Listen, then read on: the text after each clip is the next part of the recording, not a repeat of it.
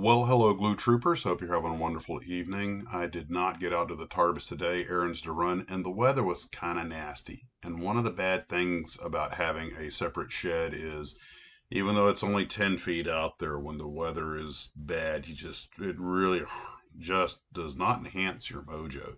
And even while you're out there, the place gets a little dank, even with the AC going. It just,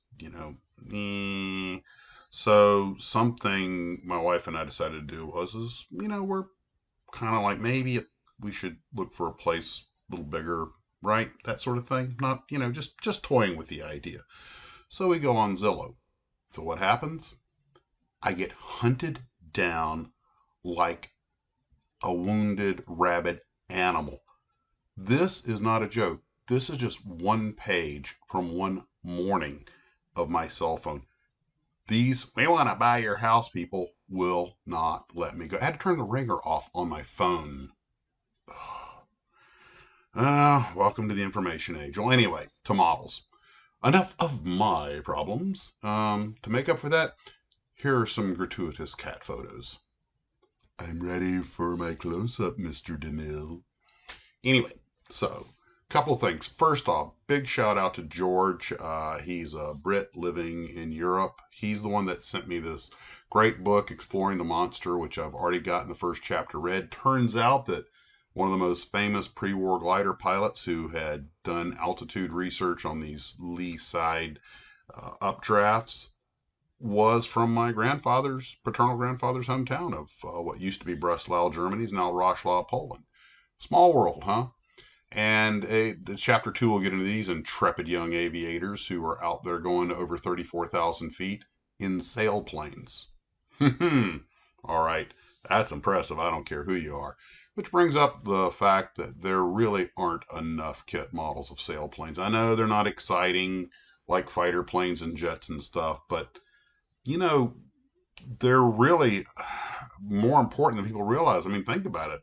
The first quote unquote successful airplane was Otto Lilienthal and his little hang glider. And of course, it later killed him, but I mean, the man gave his life for aviation and science. But, it's not cool, sleek, and new. So, look, if we're going to build models of World War One airplanes, in some cases had actually less performance than some of the sailplanes.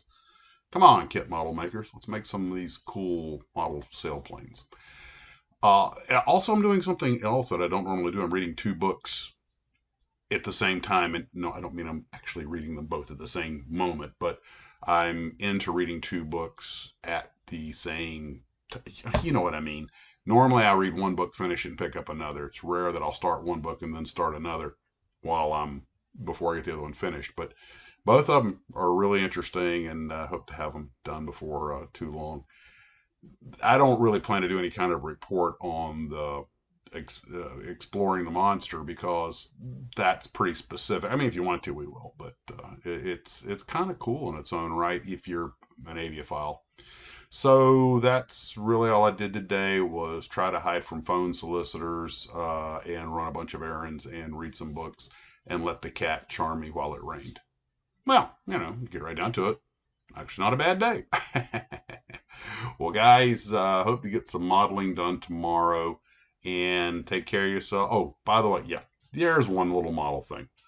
I was in the TARDIS working on the DC-7 and I had to move the box, and of course I dropped it. And the teeny tiny little spinners, there were 8 pieces because these are 2-piece spinners, the back and the front, the pointy part and the rear hub. And, well, I found 7 out of 8. There's going to be at least one homemade spinner on that thing unless I can find the other one. Wouldn't you know?